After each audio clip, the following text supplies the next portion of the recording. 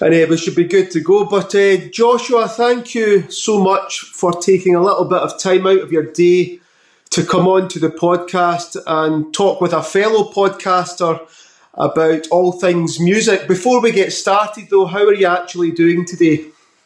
I'm good, man. I mean, started my day a couple hours ago, got up, had some coffee, watched a little YouTube, and now I'm here, man. So I'm excited to talk to you.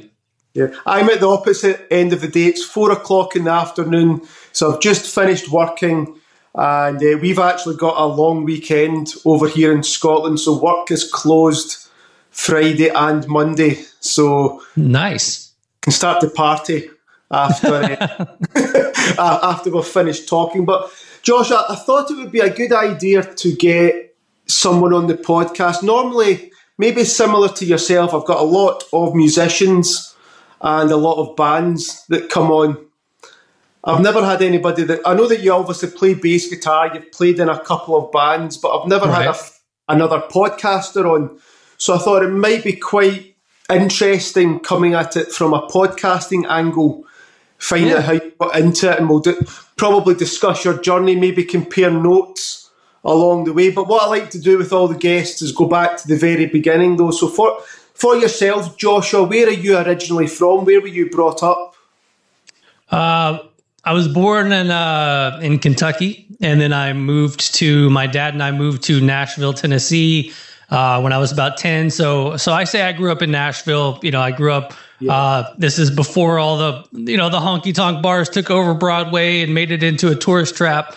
Before the Tennessee Titans got to town, before the pro sports, all that stuff. It was kind of a little bit more innocent time back in Nashville. But yeah, I grew up in Nashville, Tennessee, went to Hendersonville High School. It's the same high school that Taylor Swift would soon go to. So I guess we're both Tennessee or Hendersonville High School alums. How about that?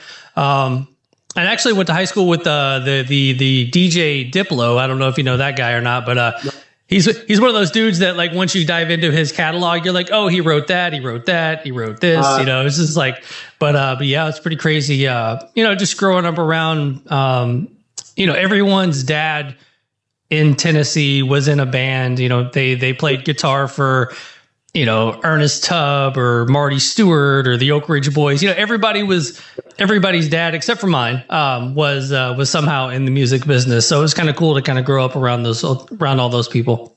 Yeah, so it sounds like you're obviously surrounded by music from a very age.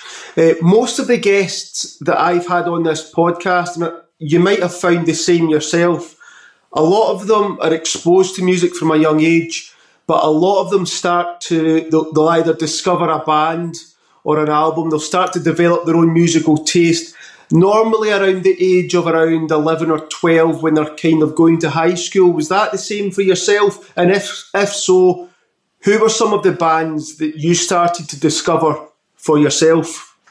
Yeah, I would say, like, I was starting to listen to a little bit of, like, music on the radio. I'm 45, so all my stuff kind of takes place like in the late 80s, Def Leppard on the radio, stuff like that. But actually hearing Kiss when I was about 9, I had older cousins. I'm an only child, but my cousins had, all the Kiss records and stuff, and, actual vinyl records when you're a kid look like they're, massive. And I remember, as cliche as it is now, I put on the record, hit rock and roll all night. I just kept putting the needle back, and just loving what I was hearing. And then that really, made me get into watching them live.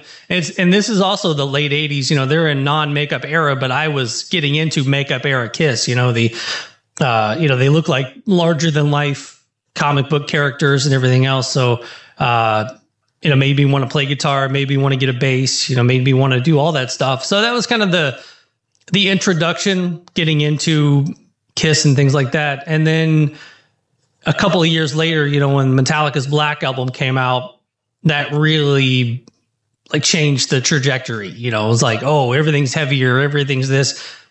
And then obviously going back and listening to Kill 'Em All and Ride the Lightning and having 5 albums to basically dive into as I got into Metallica was kind of the 2 pivot points in my life, kind of getting those albums and those bands in my life. Yeah, it's funny. We're of a similar age. I'm going to be 44 this year. Yeah. So we're, brought up in the same sort of time. And it's interesting because when you speak to younger people now who have been brought up with the internet, and especially if they're a lot younger, they've got the phones and all that, they've always had access to unlimited music. Yeah. Where we were brought up in a time where, and you'll remember yourself, I can remember you would go to the music shop, and you would look through the albums and try and find one with a cool album cover, something that looked cool. That might be the album that you might buy. I can remember my friend came down to my house one day, and I would have been about 10 or 11. So it would have probably been 1991, around that time. Yeah. And he had a cassette tape, and it was a copy of Master of Puppets, and had no idea what heavy metal was, no idea who Metallica was, but just putting that on, it sounds dramatic, but it did change my life. It just was like, I don't know what this is, but I love it. And then you fall down the rabbit hole of discovering all their other albums, and then you've got Megadeth, and then you've got Slayer, and then you've got Pantera and Machine Head, and you've got all these bands starting that are either already on the go, or there was a lot of new bands starting to come out at the time, and it you're talking however 25 years later, I'm still loving it, I'm still discovering music, and it's never ending. It's a great thing. But back when you were younger, you had to go and buy an album, or if you were like myself, you would get a copy from a friend. But do you remember what was the first album you ever bought with your own money? Do you remember? I went back and actually tried to figure out if I could remember that first album a few times, and I have early memories of buying the Gene Simmons solo album at the used record store just because of the cover, and and like getting my own copy of that. I think that would probably been the first record I ever bought. I think it has to be the Gene Simmons solo record, just mainly because how cool the cover looks. Yeah, I think I was trying to think about this as well. I might be wrong. I think it might have been Metallica's "Injustice for All," because my friend had obviously gave me a copy of Master of Puppets. So the next week you go into the music shop, and I don't know what I'm picking up. I just pick up the first one that comes to my hand, and it was "Injustice for All." But I do remember the first CD I ever bought, and it was Iron Maiden. It was called Made in England, and it was a properly recorded version of when they toured Seventh Son of a Seventh Son. Nice. So I think it was recorded in 1988, and the reason I bought it is it came as a package, so there was a VHS videotape of the same concert. So I'm thinking to myself, hold on, I'm getting a CD and a video in the one package. And you know what? It's still one of the best live albums I've ever heard to this day. It's brilliant. It's great. Yeah. But do you remember what was the first live concert you ever attended? The first professional live concert? Yeah, this one's always fun because a lot of people, you'll ask them and they're like, oh, we saw the New Kids on the Block, or we saw, Vanilla Ice or something, but my honest first concert I ever saw was Cannibal Corpse in 1994. It's like the summer that Ace Ventura had come out, like all that was like all that had happened. And some friends of mine had started to go to shows a little bit before me, got to go see Metallica, in the early 90s, things like that. But within a month, I saw Cannibal Corpse, then I saw Metallica, and then I saw Pantera, like within the first month of going to shows. So it was a pretty solid 1994. Joshua, that sounds like possibly the best month ever. Right. And I met all three of the bands. Like the Cannibal Corpse show was at a small venue in Nashville that's no longer there. And, they were like, hey, I think if you go around back and hang around the buses, the band will come out kind of thing. And I was just 14. And we're like, all right. So we went around back, and my friend, for some reason, saw Chris Barnes' shoes. Like he saw his shoes like between the buses, and he was like, oh, they're right there. So we went around and talked to him and met him and all that stuff. And then about 2 weeks later, Pantera's in town, and we made it a mission. We're like, we're going to find Pantera. So me and a buddy of mine drove around Nashville. We went to the biggest hotel in town. There was a couple of tour buses out front. We're like, those have to be Pantera. So we kind of staked them out. And if you're a big enough Pantera fan and you remember these VHS tapes, the Vulgar video had come out. You knew what the crew looked like because the crew was as big as Pantera was in those videos. And we were in the lobby and we saw Big Val, like their head of security. And, a couple of dumb 14-year-old kids were like, oh my God, it's Big Val. We walk over to him and we start talking to him. And I also remember he was just like, as long as you guys are cool, the band will be cool and blah, blah, blah. Like, don't be dummies or whatever. And so like, oh, we're going to be so cool, Big Val. And yeah, man, I went to the bathroom in the hotel lobby, and my friend busted into the door, and he was like, Dimebag's checking out of the hotel right now. And I, finished up and ran out there, and you saw the big pink beard. So yeah, the only thing I regret is like at the last second taking the photo, I was like, I'm going to make a metal face. And I, made a squint, scrunched on my face, put up the horns, and I got the photo back, and I looked like a little idiot. But yeah, so that was the first time I met Pantera. And then the Metallica show, somehow a friend of ours' mom knew the guys, and it's funny. You're like, now I'm looking back, I'm like, how did my friend's mom know Metallica that well? But she got us some backstage passes, and I got to meet Metallica too. So yeah, it was a pretty wild 1994. It's the one thing that I get jealous of for kids nowadays, because they've got a great camera. Yeah. Or video camera in their pocket as part of their phone. Back then it would have been those rewind cameras with the flash, and you would take the picture and just have to hope that it turned out okay. Right. And whereas now you could take, like, within 3 seconds, you could have 50 pictures and you could take the perfect one and it looks brilliant. But there's something nice about it also being in your memory as well. Yeah, it's funny. Looking back, I have to thank of my friend, think of me here, Jeremy Owsley. He actually drives tour buses now. So it's funny. Every time he'll call me every once in a while and be like, dude, I'm driving Pantera. He drove Megadeth on a tour, things like that. Yeah.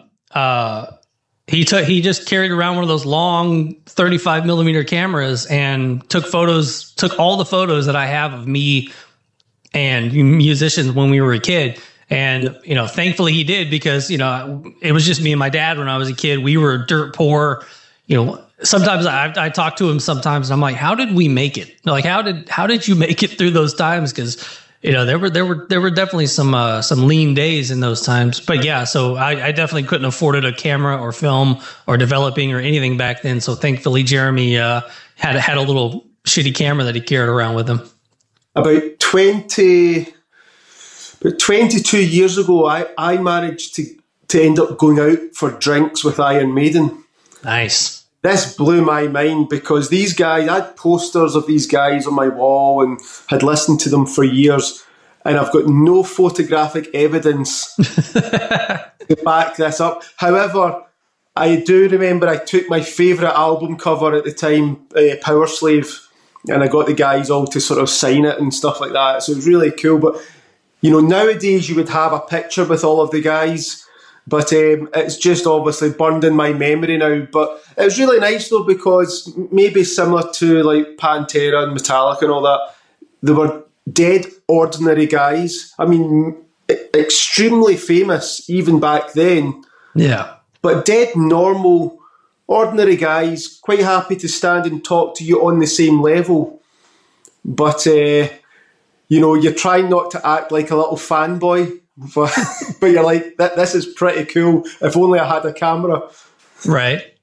Yeah. And that kind of carries over into, podcasting still. I mean, I've been doing this for 10 years and I still get freaked out sometimes when, like a certain artist pops up on the screen or or I'm going to interview them in person, things like that. I'm still like that 14-year-old kid that's like, oh my God, I can't believe that's, I'm sitting down with somebody from 311 or something. It's pretty crazy to look back on. Well, talking about the podcast, so that's primarily why we're on talking today. So I was going to ask you, so did the podcast start around 10 years ago? Yeah, I started, it was actually 2015. I had gotten into a job that was like it works now, but the job kind of in a warehouse kind of building, so there was the internet didn't work in there. So I was, streaming music or listening to anything on your phone didn't really work. So I was like, I'm going to check out these things called podcasts, and, you can download whatever you needed to before you got into work. And then you could listen to your shows uninterrupted, once inside. And, my first few shows I got into were obviously like, Josta's podcast and, obviously all the big ones at the time, the Nerdist and, Joe Rogan and, Kevin Smith, just all the big ones. And actually listening to the Josta podcast, I was like, I can do this. Like I know enough people in the music business to do this, and it's just talking. It's not like it's, anything crazy. So yeah, so I quickly, bought a really inexpensive mic off of Amazon. I figured out how to use my cell phone to record phone calls. This is all before we were doing video, but yeah, so I just kind of crudely put a podcast together, and I knew enough people from touring and being in bands prior. I texted 5-10 people and said, hey, if I did a podcast, would you come on? And everyone said yes. So I had first 10 guests right out the gate. So yeah, it's been a wild 10 years. Yeah. What was your initial idea for the podcast? Did you have an initial idea, or was it simply just, I'll get some people on that I know and we'll sit down and just have a good chat about music? Yeah. I mean, basically that's all it was. Yeah. It was just, I've joked, I don't think the first episode's online anymore, but there was never like an introduction podcast of like, hey, this is me, this is the bands I play with, this is what the show's going to be about. Yep. Literally first episode starts out with like, hey, on the podcast this week we have like it had been going on for years.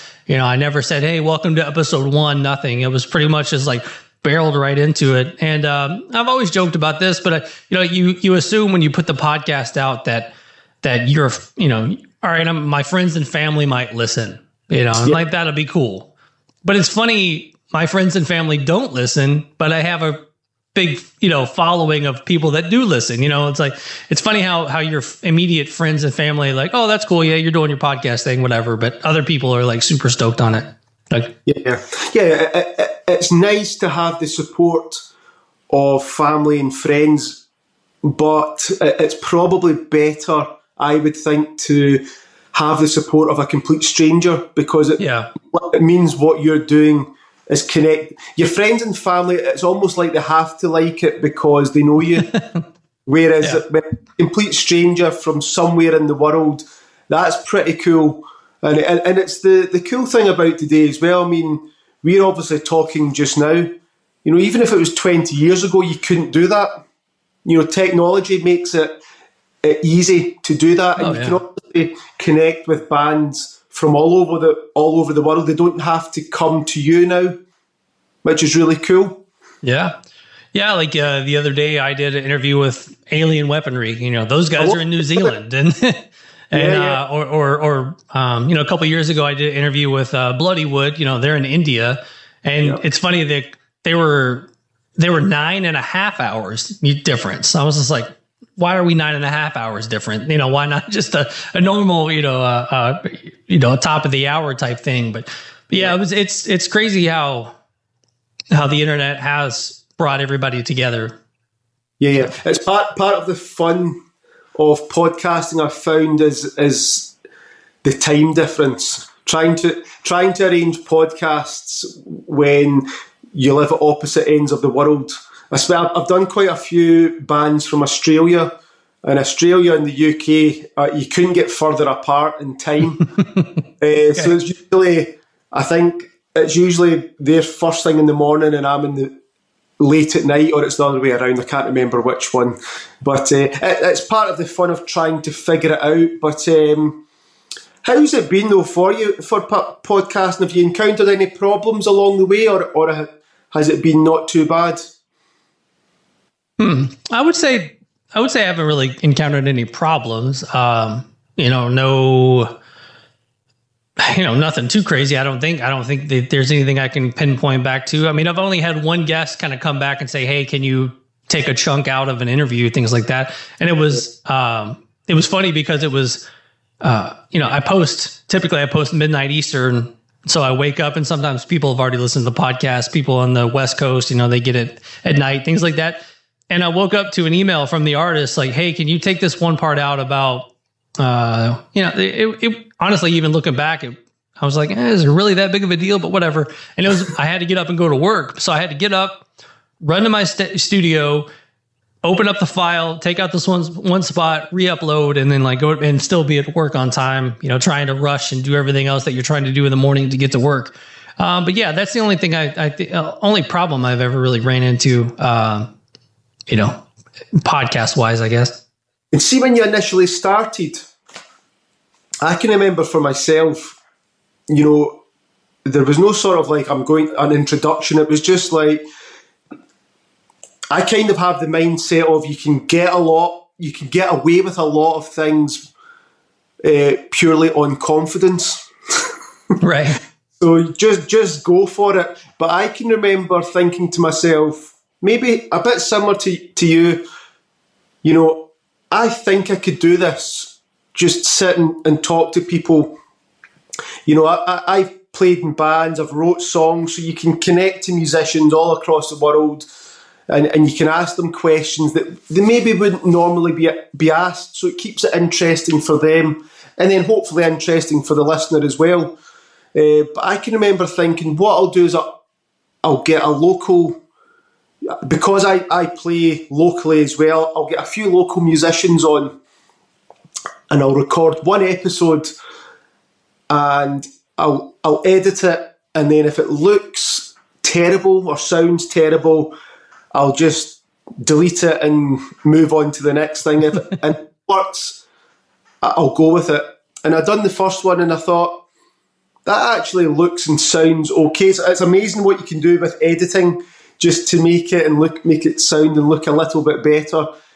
So I can remember always thinking, I want to get to 10 episodes, double figures. And it seemed to take forever to get there. And then it was like, finally got there, and this was just local musicians. And then it was like, I wonder if I could maybe try and get somebody that's a bit more established, maybe somebody that's signed. And then from there, it's like, right, if you can do 10 episodes, I can do 20 episodes. If I can do 20 episodes, I can do 40 episodes, and so on. And probably the biggest challenge I think I've had is creating regular content. Because I like to do a Wednesday night and a Sunday night, have a new episode come out, so 2 episodes a week, which doesn't sound like a lot. No, it's a lot. But it can be. And then one of my friends had suggested doing it in seasons. So you maybe do 30 episodes per season, take a break, but during that downtime you can then maybe prepare for the next season so that you can keep the momentum going. And but it's interesting. But I had a bucket list of, who would be the ultimate guests that you would want to have on your podcast. And it's crazy. I'm glad to say that I've almost got through it. What about yourself? Did you have any dream guests that you really hope to speak to? And have you managed to speak to some of them? And is there some of them that you have still to track down? Yeah, I guess dream guests. I mean, I guess they're always like the main ones. Probably be nice to have James Hetfield on the podcast at some point. But I think of all of the bands that I would want on the podcast, I've at least had a member of. Jason Newsted did come on the podcast. That was pretty awesome. So and obviously being a bass player growing up, he was one that, when his face popped up on the screen, I'm just like, be cool, act cool, you gotta center yourself, and I'd already been into podcasting for 7-8 years at that time, but still, like those dudes that mean a lot to you when you're getting into music, when you're, 9, 10, 11, 12, larger than life, posters on the wall, all that stuff. Here recently in the last couple of months, I've started to co-host the David Ellefson show, and David, is obviously, Megadeth, and that was one of the reasons I picked up a bass, and it's like, I tell everybody it's so crazy to look down at my phone and get a text from David, or, oh shit, David's calling, I better take it, and so like part of me is like, yeah, this is where I'm supposed to be. But part of me is also like, dude, because my freshman photo in high school, I'm wearing a Megadeth shirt. I'm like, you go back and you tell that kid that you're going to be, doing co-hosting a podcast with David. It's pretty fucking wild, and through, some people I've already interviewed before, but it's some of the times when I'm on the podcast with David, like we haven't released it yet, but we just did an episode with Gary Holt. And so it's like David and Gary are talking about, San Francisco in 1982. And I'm like, well, I was 3 years old then. And I'm just over here in another box, just chilling and just listening. I'm like, why am I here? Why am I listening? Why am I in on this conversation? But, there's certain times where I can, weave myself in and give my own 2 cents and things like that. But a lot of times I'm listening as much as a fan as much as a fan as also part of the podcast too. So that's been pretty amazing. So yeah, when it comes to, guys from Korn being on the podcast or Metallica, Megadeth, all that stuff. I've probably gotten most of the artists that I would like to have on the podcast. And then the other ones I'm like, they'll come if they'll come, and if they don't, they don't. But like, as of now, I think I'm pretty content with where we're at. It's nice because I don't know who it was that said it, but someone had said the famous quote of "never meet your heroes," right? Because they might turn out to be not very nice and ruin your image of them. But of the ones that I've met that I've had on the podcast, they couldn't be nicer. It is weird because, as you say, you're sitting talking to someone that you've watched this person for the last 20, 30 years. You love their music, but you don't really know them as a person, but you're talking away to them on the same level. It's a strange thing to sometimes get your head around, but it's also pretty cool as well. Yeah. The one thing I like about it is when they're, when a Jason Newsted comes on the podcast, in a weird way, he's coming on my turf. You know what I'm saying? He's coming to me onto my show. So it's like a little bit more, it's a little bit more comforting rather than if I was to go to a, not that it would happen today, but if I was to go to a Metallica show and I had to go do it, at the show or something like that, to where I think when these guests come on, they're kind of coming on to the podcast and they're coming on to your turf, and you get to kind of shape the conversation how you want it and to flow and things like that. So I think it's a little bit more comforting rather than just like a meet and greet or, backstage pass or something like that, where you're at their turf on their time. Yeah. And similar to yourself, the point that I try to make with my own podcast is I don't like it being a Q&A format, because all these artists, especially the bigger ones, have done 1,000 interviews. They've been asked the same questions. The beauty of the podcast is that you can talk about things that they wouldn't normally get a chance to talk about. But the way I try to make my own is very much like someone described it, which I really liked, it was like watching sitting listening to 2 friends talk down the pub. Yeah. Oh yeah, and, totally. So I took that as a compliment, because that's kind of how I try to get it to be. It's, if you want to hear them ask or answer the normal questions, type their name into YouTube and you'll find thousands of interviews and that. But obviously your podcast It's interviews, it's most recent news, things that are worth talking about, concert reviews, all that really, really good stuff. But is there any other avenues that you would like to maybe go down, that you would like to introduce to your podcast? What do you mean? What are you looking for there? Like. So, for example, with my one, it's mostly interviews. Yeah. We do album reviews.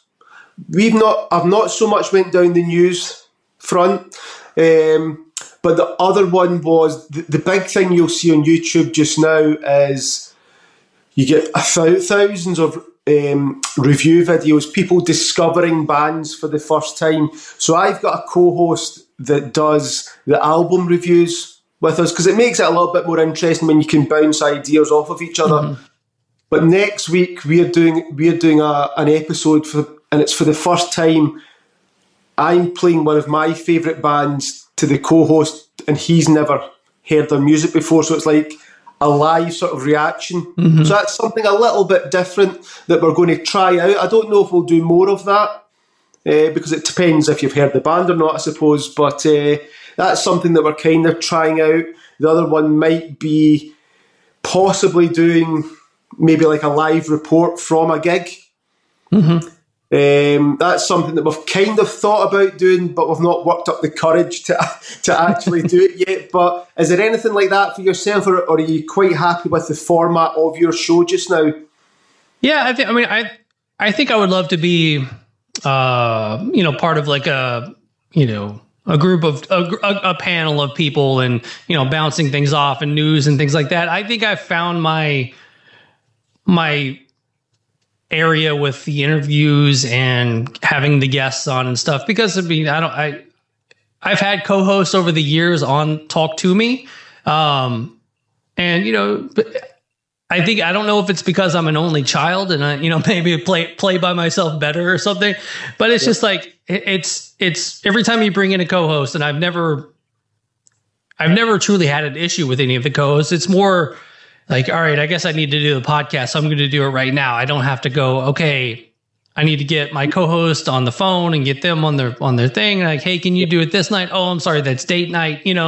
There's none of that stuff. So yeah, I think I truly just play better by myself when it comes to my own podcast. Obviously, with David's podcast, I'm honestly just kind of putting everything into place, and then kind of stepping back and letting him, talk to the guests, and there's definitely times where I chime in and I'm like, oh, elaborate more on that. Or even with Gary Holt, I'm like, tell me more about meeting David when you did, because obviously, Gary Holt of Exodus and Megadeth plays their first show in San Francisco. They meet, they already knew who Dave Mustaine was, who is this little kid from the Midwest playing bass for Megadeth. Tell me about that kid. What did you think of him? Things like that, like, kind of spur the conversation. But for the most part, yeah, it would be fun to have a daily talk show or something like that. But I think I've really just found, where my best groove is in the interview section. Yeah, it's a tricky one trying to, like you're saying, a daily talk show or that, because I had Vanessa Warwick on, who was the presenter of MTV's Headbangers Ball for Europe back in the 90s. And, what I'd said to her was, back then, that show was really important because it was a stepping stone to the stars, and there wasn't anything else like that. It was before the internet existed, before YouTube. So she was going backstage at festivals and sitting down, talking with bands, asking them all the questions that you wish that you could have asked them as a fan. And but fast forward all these years, she's also started getting into podcasting as well. But there's thousands of podcasts out there, and everybody's kind of doing it. So, which is cool, but it's how do you make yourself different, maybe from the hundreds of other ones that are on the go as well. But obviously, we're relatively early in 2025. What is your plans for the podcast for the rest of the year? And also, I know you play bass. Have you got any gigs of that coming up? What's the plans for yourself? I mean, as we speak, I'm doing they do like a new metal night, once, twice a year here in town. I currently live in the Louisville, Kentucky area. So they do Louisville Loves New Metal. So they and I played bass, and I was one of the bass players of Primer 55. So I'm going to jump up and do a Primer song, and then I'm doing like a Drowning Pool song, and maybe a couple of other songs with those guys this weekend. There's some other stuff in the works. Can't really talk about just yet, but definitely dusting the bass off and kind of getting it back together. And back to your Headbangers Ball thing. In the States it was Ricky Rackman, and that was that 90 to 95 was kind of his era on Headbangers Ball, and that was like the peak. Where I'm at home on Saturday nights taping Headbangers Ball. Watching it all through the week again, keeping those tapes around. And, when I had him on the podcast the first time, I think he was like, yeah, I can do 20 minutes. And we hit the 20-minute mark, and I kind of started to wind down. And he's like, no, man, we can keep going. This is a good conversation. And I was like, I fucking made it. It just felt so good to kind of hear that from him. And then I've talked to him a couple of times over the years and met him in person now a couple of times. And he's so self-deprecating. Like, he's like, oh, because I think so many people back then, called him a poser, and all, he would get the hate mail, and I've tried to tell him a million times. I'm like, dude, you don't know how much you meant to so many people, in a positive way. And I, even to this day, because he's been doing these kind of spoken word shows talking about his history and getting into getting into Headbangers Ball and all the other things he's done. And even in his show, it's like self-deprecating. I'm like, dude, like, people love you, man. Like, just embrace it. But yeah, it's cool. So that was one of those people that as silly as it sounds, when those people call or pop up on the screen, you're like, man, that's fucking Ricky Rackman right there. That's so cool, But yeah, so Ricky's a good dude, and Headbangers Ball was such a huge force. And I've seen Vanessa now on YouTube. Obviously I didn't see her back when she was on Headbangers Ball, but now, every once in a while a YouTube episode from back then will pop up, or Headbangers Ball episodes pops up with her from on YouTube. So that's awesome. But yeah, dusting the bass off, doing some new metal stuff here in town. I really like the 10-year anniversary of the podcast is technically like late September, I think. So, it would be kind of cool to do something, some kind of cool, but, might be doing some shows around that time. So maybe this entire 10 years of grinding, maybe it'll pay off to something else. But, I was talking, you were talking earlier about, 2 episodes a week or doing seasons, things like that. Like, I think I've done almost 10 years straight of like once a week. And I almost have to do it that way, because if I don't, like, I don't know. Like, I need deadlines to, so I know that I need to know that the show comes out on this day. Like David's podcast comes out on Monday. So like, I know I have to get it done over the weekend, or, there's hell going to be to pay, but yeah. So. Yeah, it's funny. It's like this podcast is relatively new. It's been on the go since December 2023, so about a year and a half. Mm-hmm.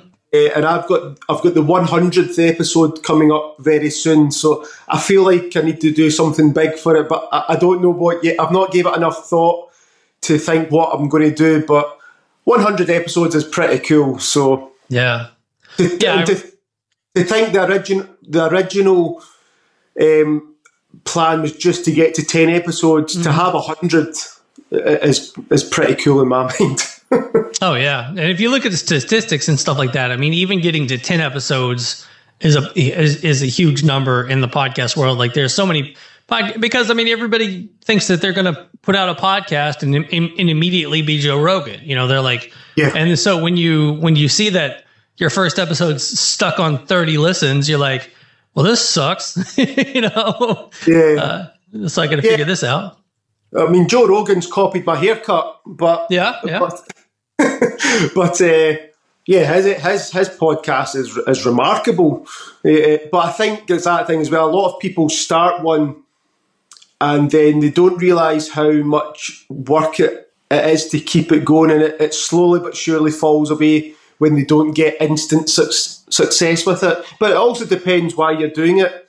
If you're doing it through the love of music, through the joy of talking to others about music, then you can keep it going. If you're expecting something else instantly from it, then it's maybe not the right thing for you. But Joshua, thank you for coming on and speaking to myself. Before we finish up, though, I like to ask some fun questions. Okay. So I'll ask the questions. You just tell me what pops into your mind. So imagine you've got a time machine. You can go back in time, anywhere in the world, big concert, small concert. I'll let you decide. What is the one concert you wish that you could have attended?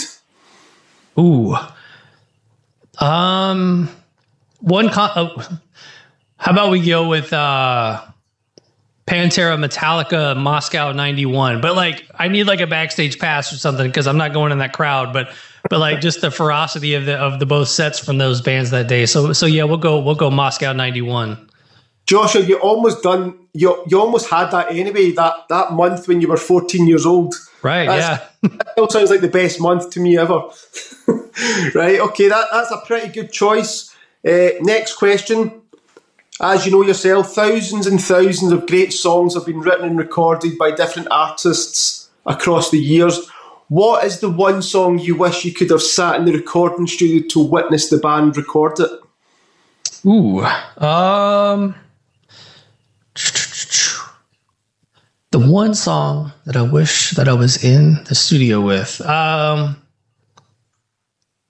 don't know, man. I being in the studio myself, I hate the studio. Like, it's so, honestly, studios are pretty damn boring. Give me like, just from hearing the stories, like put me in the studio when like Megadeth is doing Rust in Peace, you know, like just to kind of just to see the insanity of that time period. Okay.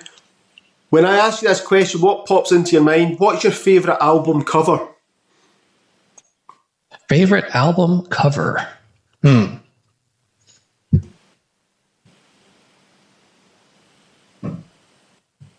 guess one that like gets me every time, and it is probably pretty easy answer, is like maybe like Ride the Lightning. You know, I love the blue and the chair and the lightning, and probably one of my favorite, you know, iterations of the Metallica font, the Metallica logo. So yeah, I think I'll go Ride the Lightning on that one. Okay.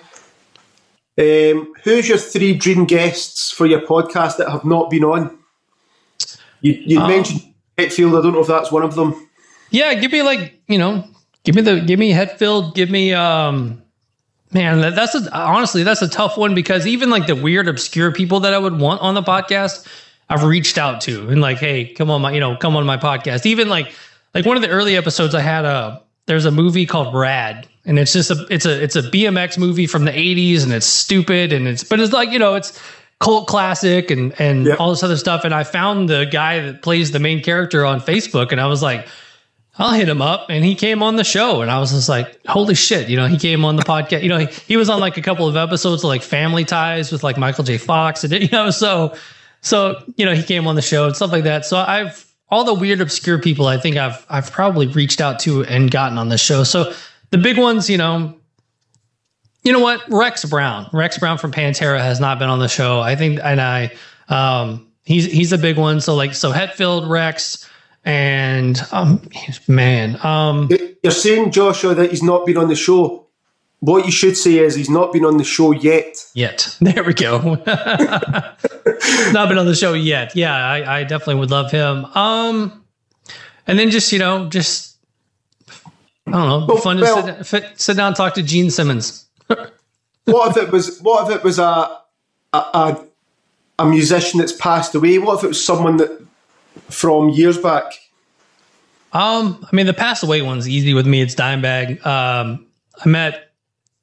I've probably met Dimebag probably 10 times throughout my life. Yeah. And I even looked back, and, you know, he passed away August of 2004. I met him August of 94. And I'm sorry. He passed away December of 94. I last met him, or last talked to him in August of 94. And so it was a 10-year, almost to the day from the first time I met him to the last time I spoke to him. He was always so cool, always just so much fun to talk to. And this is just, me being a fan. Maybe I got a backstage pass. Maybe I hung out at the buses. I met him over the years, got a couple of photos with him. And it's even weirder is in 2004, I saw him with Damage Plan a couple of months before he was murdered. And I almost didn't go to the show. I wasn't that big of a fan of Damage Plan. I just wasn't feeling it. And a bunch of my friends were going, and they're like, no, you have to go. And I'm like, all right, I'll go. So we went, and they actually ended up playing Walk, and they ended up playing a new level kind of to close the set out. Small club. It was actually an awesome show. And as we were walking out, I look over, and there's a crowd of people around Dime. And I'm like, well, so I'm going to walk over. And it was weird because I gave him like hey, I met you when I was a kid. I got to tour the country. I got to play in a band. I got to do this. I got to do that. Thanks for being such a great inspiration. It was almost like closure. Yeah. And then like, 3 months later, he's dead. And it was wild. It was wild to have that conversation, that closure. So I think definitely of the people that I've met, Dimebag, of the people I never got to meet, Cliff Burton, I think would be awesome to kind of sit down with and kind of pick his brain. But those would be my answers. I think those two, especially Cliff Burton and Dimebag Darrell, they're the really sad ones. There's a lot of musicians that have passed away, and it's been unfortunately self-inflicted, whether it be drugs or something like that. Whereas those two, it was out of their control, and had it not happened, there's no doubt in my mind that the two of them would still have been rocking today. Oh yeah, and creating great music, and you don't have that anymore. It's such a shame. I got to see Pantera once back in I think it was 2000, so it was not long before the band split up, and sadly, I didn't think they were very good. Musically, they were okay, but they were just burnt out by that point. And but I actually saw I don't know if you call it Pantera or the reunion, but I seen it in Glasgow a couple of months ago. So Phil Rex, and then you got Charlie and Zach, and it was absolutely brilliant. Mm-hmm. 100 times better than it was in the 90s or the 2000s. Sorry, when I saw them. Yeah. I've seen the the reunion I think 3 times now, and the first time I saw him, like I didn't think I was going to get emotional, but they play the video before the show, and then the curtain's there, and then they drops, and the new level and all that stuff, and I'm literally like 45-year-old man standing in the crowd with tears in my eyes, and I was singing every word, and I was having the time of my life, and I walked away from that. We go to the show a little bit early. There's people throwing the football in the parking lot, grilling out, drinking beer. Like it was like the 90s all over again. Yeah. And then you go into the show. The show is fantastic. On the way out, everybody's happy. Everybody's smiling. Nobody in the crowd's like, that wasn't really Pantera. Everybody was having a great time, and I think it's been awesome. I've seen it, twice since then, and maybe it didn't hit me as hard as that first time, but it's still an amazing show to go see. I mean, it's great to see. It's great to hear those songs live again. Yes. Such good songs. But the amazing thing as well, maybe it's me starting to get old, but the amount of people in the crowd that weren't even born when the band was alive, it was around the first time. It's yeah. We went to see Deftones here. About a month or so ago, and they've always been a pretty big theater band, maybe even a smaller arena, maybe 10,000 seat cap or whatever, but this last tour they put out, they did full on arenas, and I was like, man, are Deftones really that big? Did they really break through and become an actual arena band? Yeah. And they sold out the arena in Nashville. We went down to it, and it was wild to look around the crowd. It looked like the 90s all over again there too, because I mean, all the kids were wearing baggy pants and oversized shirts and all this other stuff. And I wanted to pull them aside and be like, hey, let's talk about this fashion real quick. I've done it. I've seen the pictures. You don't want to do this. You want to get some clothes that fit and move on. But I mean, it was funny to see how many kids were there, and I was watching the crowd as they were playing, and, you know, seeing younger kids headbanging and singing every word and all this other stuff. And I'm like, wow. I was like, you know, I saw the Deftones the first time in '95 to almost nobody, you know, and now they're, you know, they didn't take the easy way, and they definitely made it to a point where they're selling big rooms out. Joshua, you sound so old and mature now. Oh, I know, it's awful. Last question then for you. For today, at least, who is your Mount Rushmore of bands? Mount Rushmore of bands today. The four bands that you just love. Let's see. The ones that I probably go back to the most, obviously Deftones.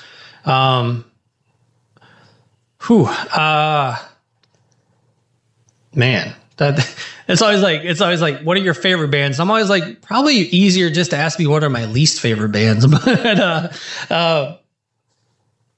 favorite bands, we'll kind of jump around a little bit. How about Deftones, Killswitch Engage?